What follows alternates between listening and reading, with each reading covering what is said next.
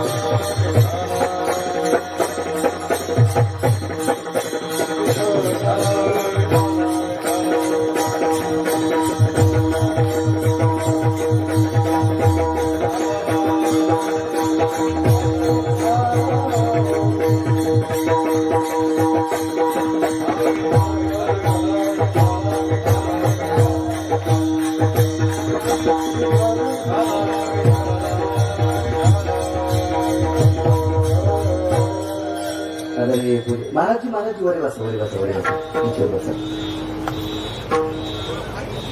ऐका वरे बसा.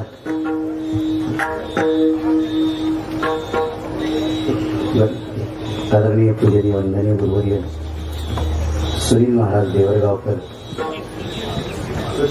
सुजित महाराज देवरगावकर ते काल परवा सुद्धा येणार होते मला भेटण्यासाठी. पण त्यांच्याही पाठीमागे व्यापारी कार्यक्रम आज योग छान आहे. आजच्या काळाच्या प्रसंगामध्ये आदरणीय सुजित महाराज या ठिकाणी आले. जगताप परिवाराच्या वतीनं आम्हा सर्व वारकऱ्यांच्या वतीनं महाराजांना कोटी कोटी धन्यवाद.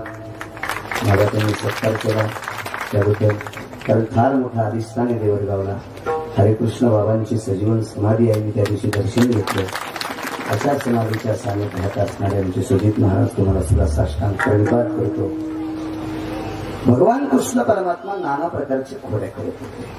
त्या खोड्या निमित्त काही लोक म्हणले देवानं लोणी चोरलं रघुनाथ बाबा. लोणी देवाला चोर कसं म्हणतात? गाई कोणाच्या आहे का? त्याच्या जमीन कोणाची?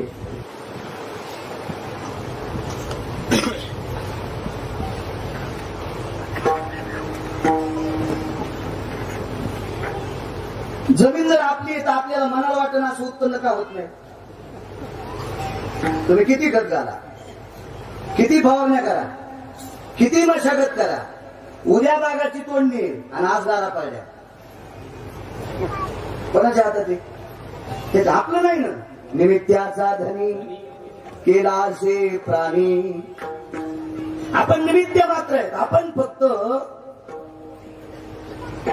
वाहाला आलो की आपल्याला त्यानं वाहाला दिली. करण खाय, कर आणि खाय. द्वितीय बापाची जागिरी नाही. आणि आपली असती तर काही लोकांनी संगणीली असती बोली पोट्ट लय खराब आहे, नालायक पोरग मग या जमीन फाचीत नाही त्यानं बगलात नेली असती म्हाताऱ्याने. आपलं नाहीये, सगळं त्याच आहे. देह हे काळाचे, धन कुबेराचे, इथे मनुष्याचे कार्य आहे. अहो चिटकिलेला रुपया काढून घेते. इतक्या पोरी रडल्या, इतक्या पोरी रडल्या, आणि एका पोरीने बापाच्या कपाळाचा रुपया काढला. मिळालं बघे काऊन काढला? याच्यात लक्ष्मी असते. बाप मेला रुपयात लक्ष्मी. निसर्गाचा नियम आहे, रुपया बी संग देत नाही. भूषणे काढून घेते आणि आवडून देते.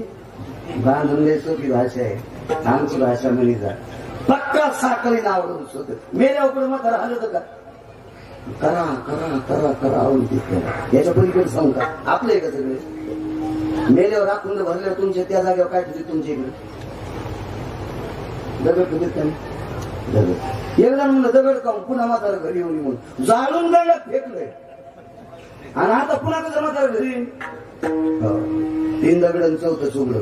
ते सुगडं म्हणजे गाडलं ते बी चुरा करते. एक जणांना म्हणलं बारीक खापडं काऊन केले? ते म्हणला मोठ्या खापडात पाणी साचतंय आणि त्याच्यात साचलेलं पाणी भल्याने पिलं की म्हातारं भूत होते. आणि म्हणून ते खापरं पण चुरा करते. काय शास्त्र? काहीच आपलं नाही ना. सगळं त्या मालकाचं आहे ना. आपण फक्त निमित्त मात्र आहे.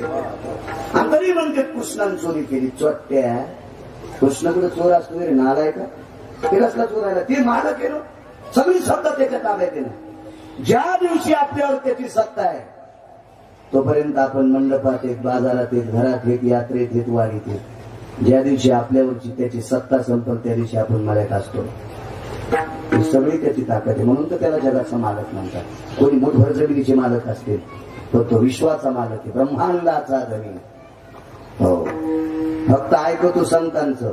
तो संती केला ऋणी, ब्रह्मांडाचा धनी तो संती केला ऋणी. म्हणून नाचे मागे मागे वाहे अंग्या पुरिया. तो फक्त संतांचा ऐकतो, जागीरदाराचं ऐकत नाही.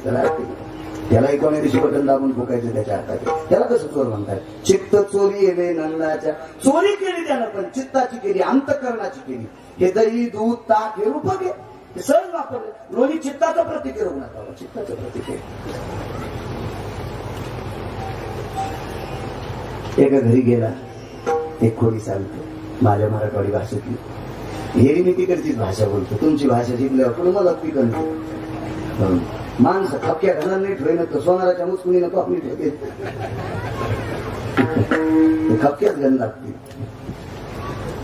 आणि मग एका घरी त्या बाईला 14 गाई. 14 गाईच्या खाली एकही गाय बाई नव्हती. एकही गोकुळात असा एकही माणूस नव्हता. त्याला 13 गाई येतात. 14च्या नंतर मग 9 लाख नंद राजाकडे. आई तुझा मी एकुलता एक, गाई राखी तो 9 लाख.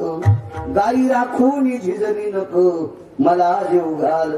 यशोदे घराकडे चाल ग, मला जीव घाल. 9 लाख गाई होत्या. त्या बाईच्या घरी गेले. 13-14 गाई, 14 गाई. त्या बाईच्या घरचं दोन्ही गिरी खाल्लं. चूक एकच केली, गिरजी ते फोडले, ते मोडके फोडून टाकले. पण तिला कळलं कृष्णाने हे काम केलं. हे आली आणि यशोदेला सांगितलं, बाईसाहेब, मालकीनबाई, महाराणी, गोकुळच्या राणी, महाराणी साहेब, काय तुमचा कृष्ण आमच्याकडे 4 मुलं घेऊन आला. काय केलं? आमचे दही दूध लोणी तर सगळंच खाल्लं, पण गिरजी ते फोडून टाकले. बाई, तुमच्या कन्याला सांगा मी सगळ्या गाईचं लोणी त्याला देत जाईल, पण गिरजी ते फोड जाऊ नको. असं सांगा बरं बाई, सांगा. हे ऐकू लागलं. कोमल बोलल्यामुळे देवाच्या डोळ्यातून पाणी आलं. अरे आपल्याला गतीलं नाही, काय नाही, काय नाही, काय नाही, गतीलं नाही. 27 मित्र होते देवाचे.